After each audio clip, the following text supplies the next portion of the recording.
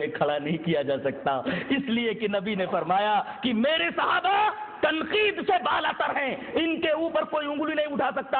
لا تسبوا اصحابی، میرے صحابہ کو برا بھلا مت کہو، ان کے اوپر تنقید مت کرو، یہ عدول ہیں۔ اور پھر آپ نے ریپیٹ فرمایا لا تسبوا اصحابی، میرے صحابہ کو برا بھلا مت کرو۔ مقام بتایا گیا، مقام فوالذی نفسی بیدہ، قسم ہے اس ذات کی جس کے ہاتھ میں میری جان ہے۔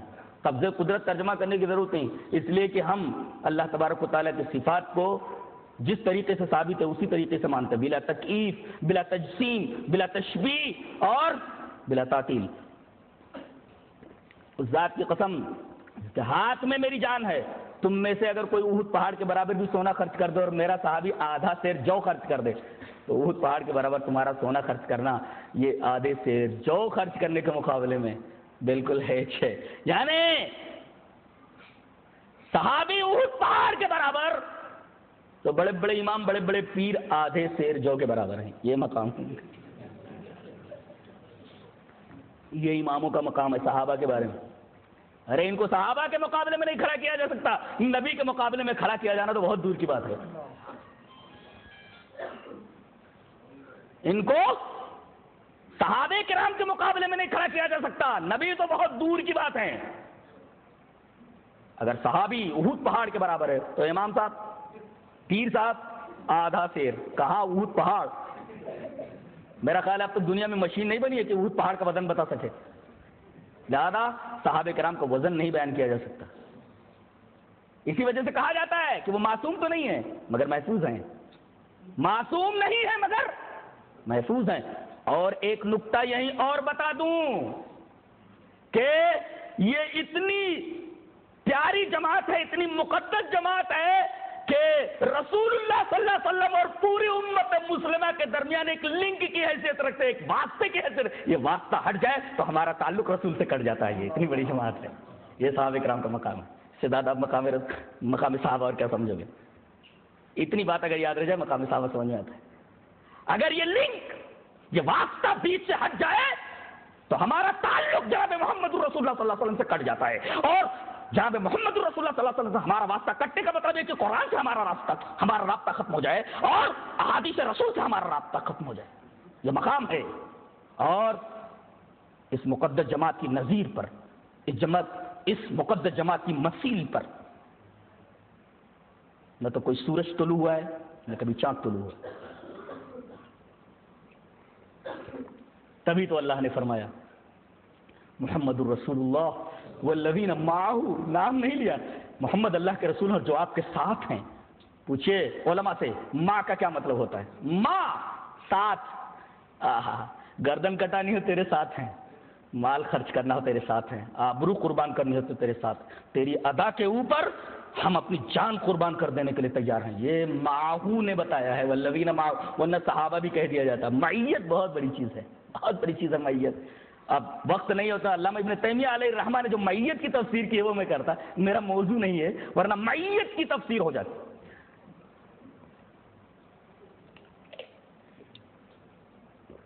اور آخر میں فیصلہ سنا دیا گیا، وعد اللہ الذین آمنوا وعملوا الصالحات منہم مغفرۃ واجرا عظیما۔ لہذا اب صحابہ کرام کے اوپر تنقید نہیں ہوگی۔ یہ جماعت ایسی ہے جو تنقید سے بالا تر ہے۔ اسی میں حضرت امیر معاویہ رضی اللہ تعالیٰ عنہ ہوئی۔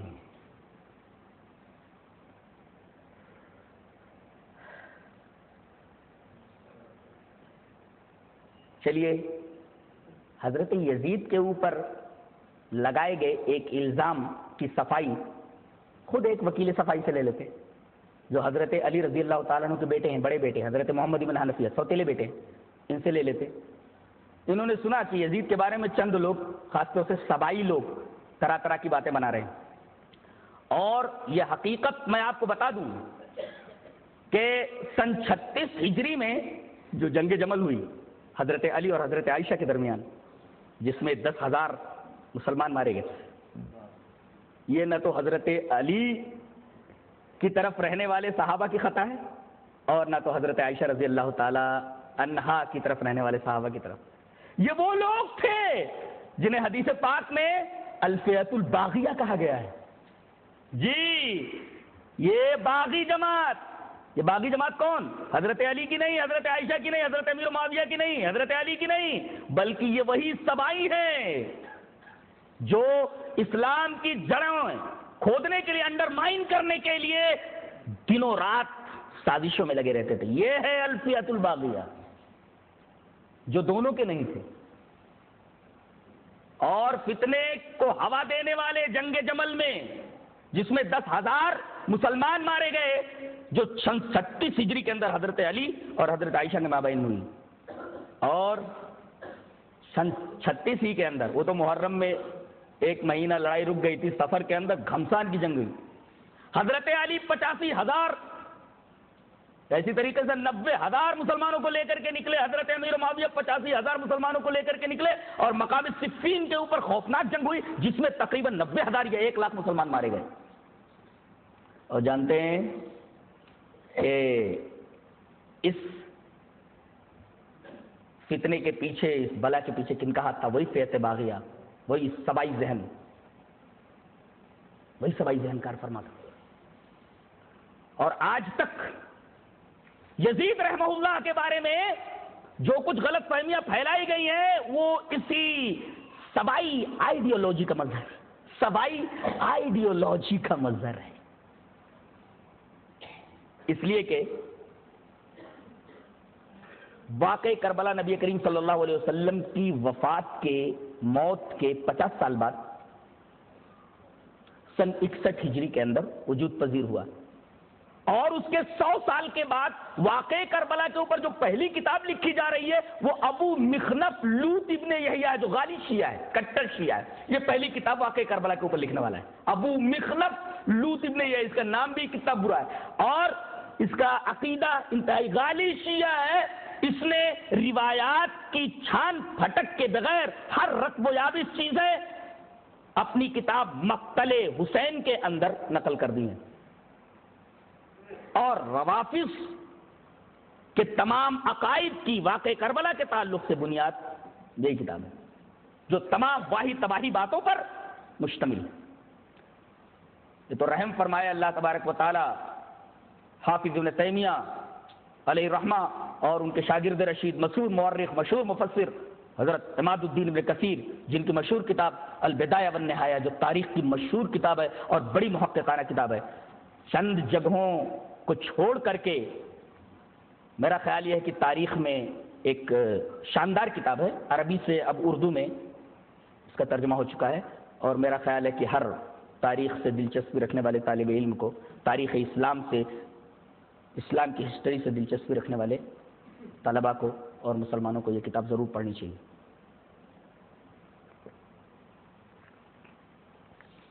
تو غلط فہمی کیوں پھیلی؟ 100 سال کے بعد لکھی گئی اور بلا تحقیق وہ کتاب لکھی گئی. اس کے اندر یہ واہی تباہی باتیں تھیں. اور شیعہ ذاکرین نے، واعظین نے ان واقعے کو ایسا بڑھا چڑھ کر کے بیان کیا. تحقیق کا دور تھا ہی نہیں. لوگوں کے دلوں میں سارے واقعات جس طریقے سے انہوں نے بھرنے چاہے بھر دیے گئے. جہاں تک حقیقت کا تعلق ہے، حقیقت کا تعلق البدایہ والنہایہ کے اندر آ کر کے ہم دیکھ لیں، علی رضی اللہ تعالیٰ عنہ کے بیٹے محمد ابن حنفیہ، ان کے پاس جب کچھ سبائیوں کی طرف سے اڑتی اڑتی خبر آئی کہ یزید کے اندر یہ عیوب ہیں، یزید کے اندر یہ نقائص ہیں. البدایہ والنہایہ کھول کر کے دیکھیں، لکھا ہوا ہے ما رأیت منہ ما تذکرون، جو تم بیان کرتے ہو ایسا تو کچھ بھی میں نے نہیں دیکھا اس سے. ما رأیت منہ ما تذکرون، جو تم بیان کر رہے ہو ایسا کچھ تو اس کی طرف سے میں نے نہیں دیکھا. وقد حضرت، میں تو اس کے پاس رہا بھی ہوں. واقمت عندہ، اس کے پاس میں نے قیام کیا ہے، بہت دنوں تک رہا ہوں. میں نے تو اس کے برعکس دیکھا ہے. کیا دیکھا؟ رأیتہ مواظبا علی الصلاۃ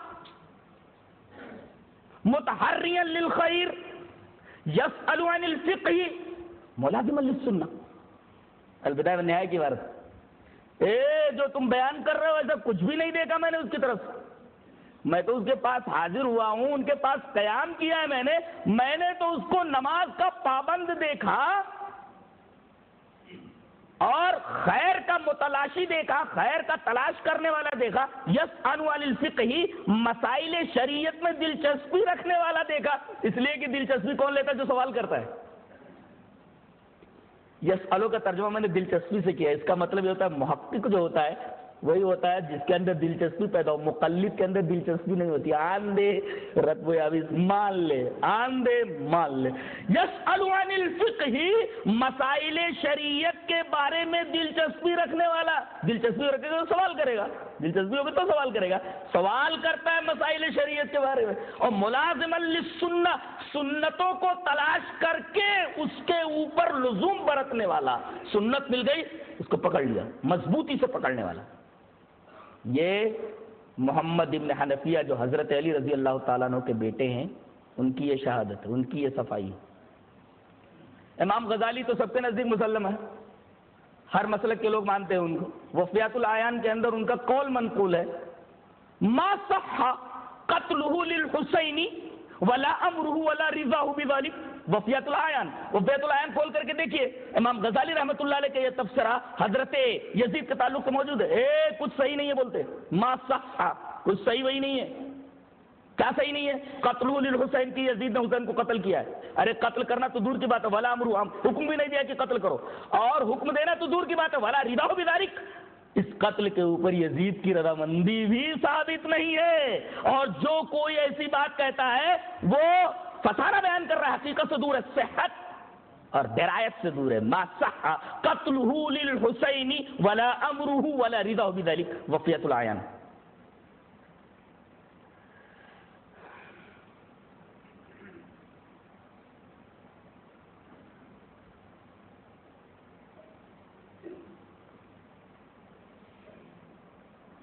واقع کربلا کس طرح وجود پذیر ہوا اس کو سمجھ لیجیے۔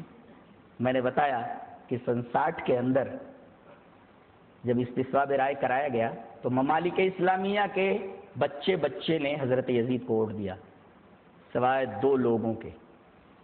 عبداللہ ابن زبیر مکہ میں ہیں، مدینہ میں ہیں، حضرت حسین بھی مدینہ میں ہیں۔ مدینہ کے گورنر کے پاس یہ خبر بھیجی جاتی ہے کہ تمام لوگوں نے، تمام صحابہ کرام نے بیعت کر لی ہے، حسین بھی بیعت پر آمادگی ظاہر کرتے ہیں، عبداللہ ابن زبیر سے بھی بیعت لے لو تاکہ خلفہ شار نہ ہو۔ پہلے تو حضرت حسین کہتے ہیں بیعت کر لوں گا، عبداللہ ابن زبیر بھی کہتے ہیں مجھے سوچنے کا موقع دو، سوچنے کا موقع دو۔ کیا کرنا چاہیے تھا ان کو؟ سوچنے کے بعد بیعت کرنی تھی، راتوں رات بھاگ گئے دونوں۔ حضرت حسین بھی اور حضرت عبداللہ ابن زبیر بھی، دونوں نے مدینہ کو چھوڑ دیا، شہر رسول کو چھوڑ دیا انہوں نے۔ کیوں؟ سوال پیدا ہوتا۔ حضرت حسین رضی اللہ تعالیٰ عنہ راتوں رات مدینہ سے نکل بھاگے، حضرت عبداللہ ابن زبیر بھی راتوں رات مدینہ سے نکل گئے، اور یہ پہنچے وہاں۔ تبری کی روایت کے مطابق فنزل الحسین دار العباسی، دار العباسی، حضرت حسین رضی اللہ تعالیٰ عنہ تو ابن عباس کے گھر میں مقیم ہو گئے، وہاں اتر گئے، اور بڑا اعزاز و اکرام کیا حضرت عبداللہ ابن عباس، اور عبداللہ ابن زبیر یہ حرم میں گھس گئے۔ انہوں نے کہا میں عائز بالبیت ہوں، میں خانہ کعبہ کا پناہ گزین ہوں، ریفیوجی ہوں، میں خانہ کعبہ کو اپنا پناہ گاہ مانتا ہوں، اپنی پناہ گاہ مانتا ہوں، عائز بالبیت انہوں نے کہا۔ وہ تو حضرت ابن عباس کیا ٹھہر گئے، اور یہ حرم میں ٹھہر گئے، اور عائز بالبیت اپنے آپ کو کہنے لگے۔ مرکز گریز لوگ، مرکز سے نفرت کرنے والے لوگ، شرپسند لوگ، سر فہرست سبائی جو کوفہ میں بھرے ہوئے تھے، انہوں نے جب یہ دیکھا کہ حضرت حسین نے بیعت نہیں کی ہے، مدینہ سے نکل کر کے مکہ آ گئے ہیں، بہت خوش ہوئے۔ ایک پوائنٹ ملا انہیں شرنگیزی کرنے کا اور فتنہ پھیلانے کا۔ فوراً خطوط کے سلسلے جاری ہوئے، تقریباً 150 آدمی یکے بعد دیگرے حضرت حسین کے پاس آئے مکہ کے اندر، اور ہر آدمی جو آتا تھا کم سے کم 2-3 خط تو ضرور لاتا تھا۔ اور تاریخ کی کتابوں میں لکھا ہے، البدایہ والنہایہ اٹھا کر دیکھیے کہ اتنے خطوط آئے، 150 آدمی آئے، اور ہر آدمی 2-3 خطوط لے کر آتا تھا، بڑے بڑے 2 تھیلے خطوط کے بھر گئے، اور ہر ایک میں یہی لکھا رہتا تھا آپ نواسے رسول ہے، آپ علی کے بیٹے ہیں، آپ کے مقابلے میں یزید کی کیا حیثیت ہے، آپ آئیے ہم آپ کا ساتھ دینے کے لیے تیار ہیں، آپ کے اوپر ہم قربان ہونے کے لیے تیار ہیں۔ باپ کو تو زندگی میں رلایا اور یہ سب آئی، اب بیٹے کو بھی پھنسانے کے چکر میں زندگی بھر حضرت علی کو رلاتے رہے۔ حکومت کی نرم پالیسی دیکھیے، یہ فتنہ انگیزی مکہ کے جو گورنر ہیں ان کی نگاہوں سے چھپی نہیں ہے، دیکھ رہے ہیں وہ عمر ابن سعید، لیکن چشم پوشی کر رہے ہیں اس لیے کہ نواسے رسول ہیں۔ حکومت کی نرم پالیسی اس بات کی دلیل ہے کہ حضرت یزید نے کوئی زور زبردستی ان کے ساتھ نہیں کی۔ کوفہ کے فتین آ رہے ہیں، شرپسند آ رہے ہیں، حکومت کو ایک ایک بات کی خبر ہے، لیکن حکومت کی پالیسی ان کے حق میں ہمیشہ نرم رہی۔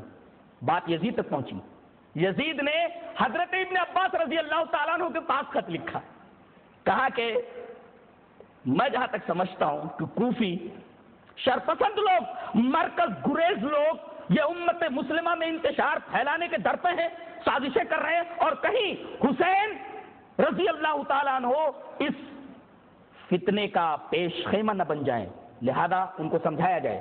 حضرت ابن عباس رضی اللہ تعالیٰ عنہ نے ان کو بہت سمجھایا، حضرت عبداللہ ابن زبیر کو سمجھایا۔ تب ابن عمر جو سنت رسول کے اوپر سختی سے عمل کرنے والے تھے، انہوں نے اس کو تفرقے سے تعبیر کیا، فتنے سے تعبیر کیا، تبھی تو ان دونوں کو اللہ سے ڈرنے کی تلقین کی۔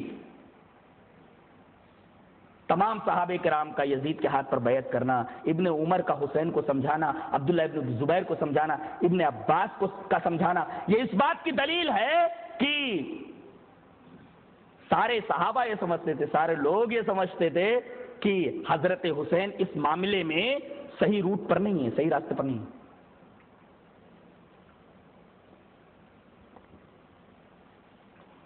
پچاس آدمی آ کر ٹھہر گئے، حضرت حسین رضی اللہ تعالیٰ عنہ کوفیوں کے سازش کے دائرے میں آ گئے، لیکن انہوں نے فوراً ہی روانگی کو بہتر نہیں سمجھا۔ مسلم ابن عقیل اپنے چچا زاد بھائی کو انہوں نے پہلے روانہ کیا، وہ بھی پس و پیش میں تھے، لیکن ان کے زور ڈالنے پر مسلم ابن عقیل نکلے اور کوفہ پہنچے۔ کوفہ پہنچتے ہی کوفیوں نے پہلے تو ان کو ہاتھوں ہاتھ لیا، اور جانتے ہیں کہاں رکے یہ مسلم ابن عقیل؟ مختار ابن عبید ثقفی کے یہاں، جو بعد میں نبوت کا دعویٰ کرنے والا ٹھہرا۔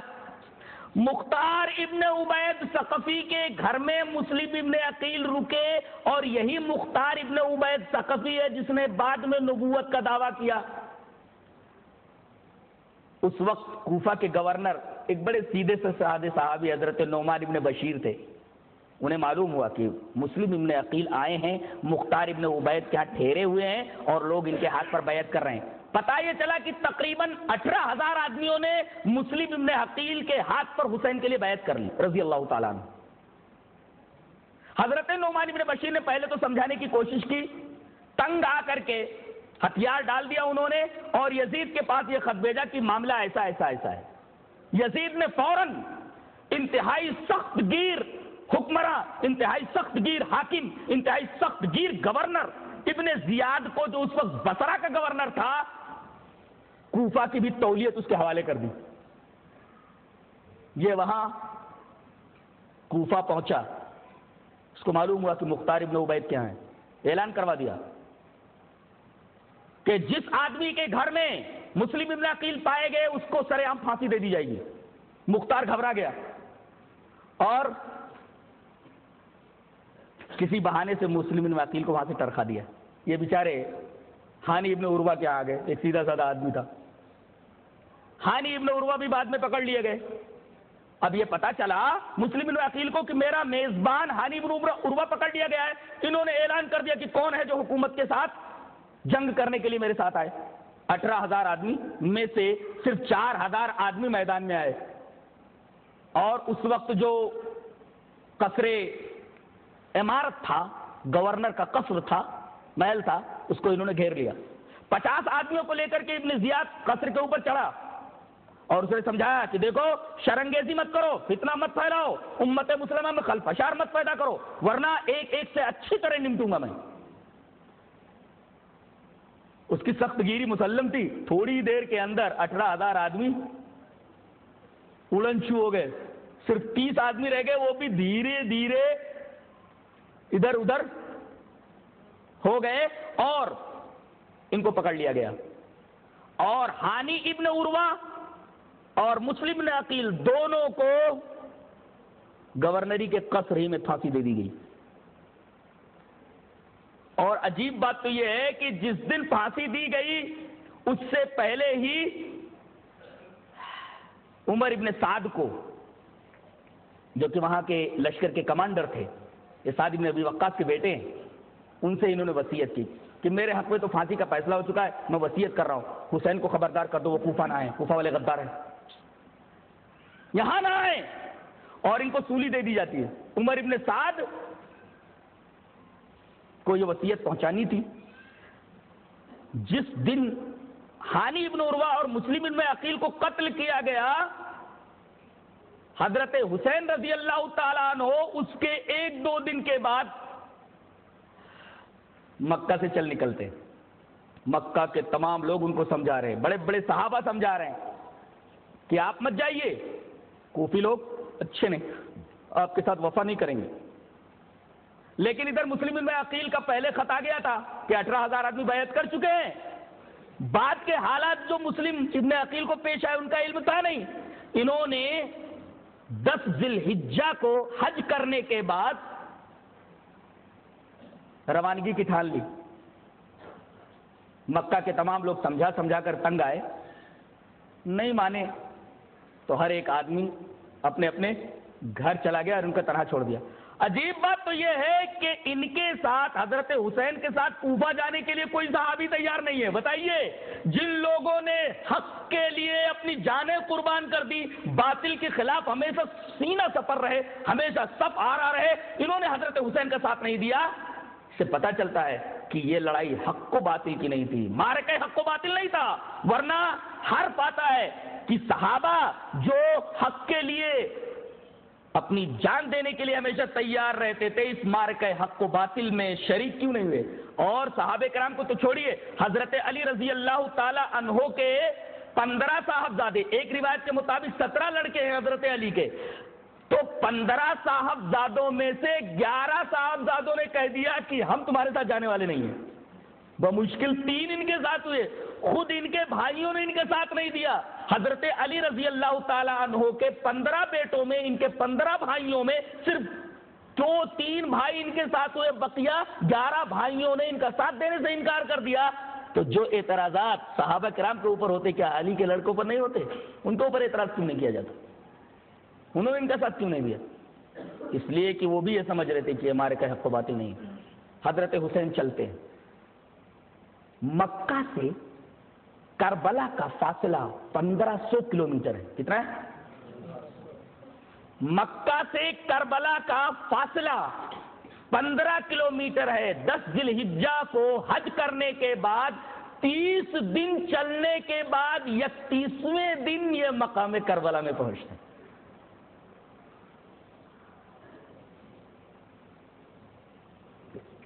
یاد رہے کہ یہ 50 کوفی رکے ہوئے ہیں، انہوں نے حضرت حسین کے ساتھ حج کیا ہے اور انہوں نے سمجھ لیا ہے کہ مکمل عزم کر لیا حضرت حسین نے کوفہ جانے کے، لہٰذا رک جاؤ۔ یہ 15 شرپسند ان کے ساتھ ہی موجود ہیں، یہ بھی ساتھ میں چل رہے ہیں۔ راستے میں کچھ لوگ اور ساتھ ہو گئے، تقریباً 72 نفوس پر مشتمل یہ قافلہ کربلا پہنچا۔ آپ کو یہ بات بتا دوں کہ 10 ذی الحجہ کو نکلے ہیں اور 10 محرم کو پہنچے ہیں، تقریباً 1 مہینے کا عرصہ